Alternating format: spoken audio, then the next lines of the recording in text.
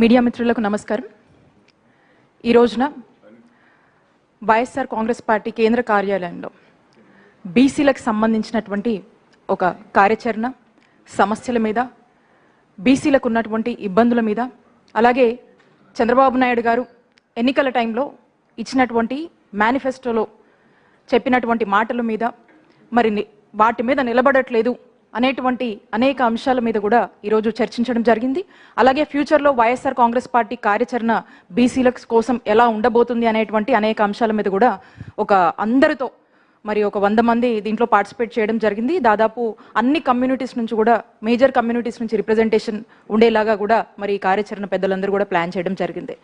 ముఖ్యంగా చూసుకున్నట్టయితే ఈ బీసీ మీటింగ్ సంబంధించి గతంలో జగన్మోహన్ రెడ్డి గారి హయాంలో బీసీలు బ్యాక్వర్డ్ క్లాసెస్ కాదు, బ్యాక్ బోన్ క్లాసెస్ అని జగన్మోహన్ రెడ్డి గారు చెప్పి వాళ్ళని బ్యాక్వర్డ్నెస్ నుంచి బ్యాక్ బోన్గా ఎలా మార్చాలి, వాళ్ళని ఎకనామికలీ పొలిటికల్లీ ఎలా స్ట్రెంథెన్ చేయాలి అనేటువంటి అంశాల మీద దృష్టి పెట్టి ఆనాడు జగన్మోహన్ రెడ్డి గారు తమ 5 ఏళ్ల టెన్యూర్లో మనం చూసుకున్నట్టయితే ఓవరాల్గా కూడా 4.5 లక్షల కోట్లు డీబీటీ నాన్ డీబీటీ పద్ధతిలో సంక్షేమ పథకాలు అందజేసి మరి రాష్ట్ర ప్రజలకు మేలు చేస్తే, అందులో మరి సగానికి పైగా ఉన్నటువంటి బీసీలు రాష్ట్ర జనాభాలో మరి వారికి సుమారు 2 లక్షల కోట్ల సంక్షేమ పథకాలని డీబీటీ కావచ్చు, నాన్ డీబీటీ పద్ధతిలో వాళ్ళకి ఇచ్చి వాళ్ళందరినీ కూడా స్ట్రెంథెన్ చేసి, బీసీలు అంటే బ్యాక్వర్డ్ క్లాసెస్ కాదు, అన్ని విధాలుగా కూడా స్ట్రెంథెన్ చేసి అన్ని విధాలుగా కూడా వాళ్ళను అప్లిఫ్ట్ చేసేందుకు తోడ్పడడం జరిగింది.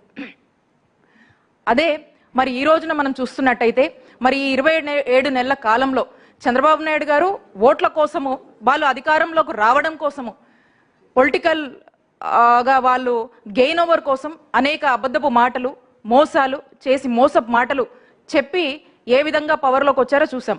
మరి 27 నెలల కాలంలో మనం చూసినట్టయితే చంద్రబాబు నాయుడు గారు చెప్పినటువంటి మాటల్ని మరి ఈ రోజు కనుక మనం చూసుకుంటే బీసీ డిక్లరేషన్ అన్నారు, మరి దాంట్లో భాగంగా 50 ఏళ్ళు నిండితే పెన్షన్ అన్నారు, 4,000 పెన్షన్ ఇస్తామన్నారు.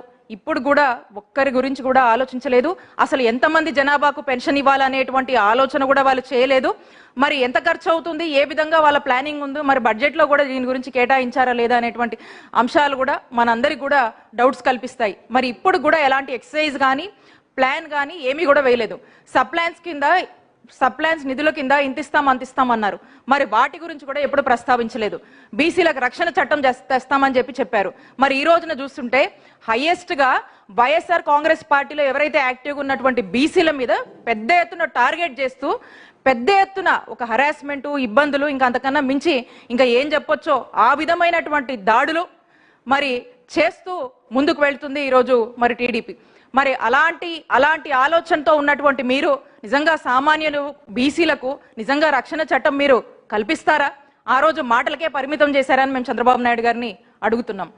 ఇక అలాగే మొన్న చూసాం అసెంబ్లీలో ఏదో పోయేది ఒక బిల్లే కదా, మాట్లాడితే ఒక పూట మాట్లాడుతున్నాం కదా అని చెప్పేసి మరి చంద్రబాబు నాయుడు గారు 34% రిజర్వేషన్ గురించి ఏ విధంగా జరగని పనిని, సాధ్యం కాదని కూడా తనకు తెలిసి మరి అసెంబ్లీలో మాట్లాడారు.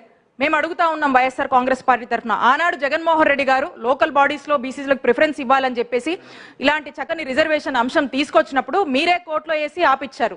మరి ఈ రోజున అవదని చెప్పి తెలిసి కూడా ఈరోజు మీరు రిజర్వేషన్ 34% రిజర్వేషన్ కల్పించాలని మాటలు చెప్తా ఉన్నారు. మేము డిమాండ్ చేస్తున్నాము, నిజంగా మీరు బీసీలకు రిజర్వేషన్ ఇవ్వండి, లేదంటే మీరు చరిత్రహీనులుగా మీరు మిగిలిపోతారు. మీకు తెలియదని, జరగదని తెలిసి కూడా మీరు పొలిటికల్ స్టంట్స్ కోసం మరి ఇలాంటి మాటలు మీరు మాట్లాడుతున్నారంటే బీసీలందరినీ కూడా మరలా మీరు మోసం చెయ్యబోతున్నారు, చెయ్యాలనే ఉద్దేశంతోనే ఇవన్నీ చేస్తున్నారని చెప్పి కూడా స్పష్టమవుతుంది. అందుకోసమే దాని మీద మేమంతా కూడా ఈరోజు ఈ కార్యాచరణలో ఒక తీర్మానం అనేది చేయడం జరిగింది.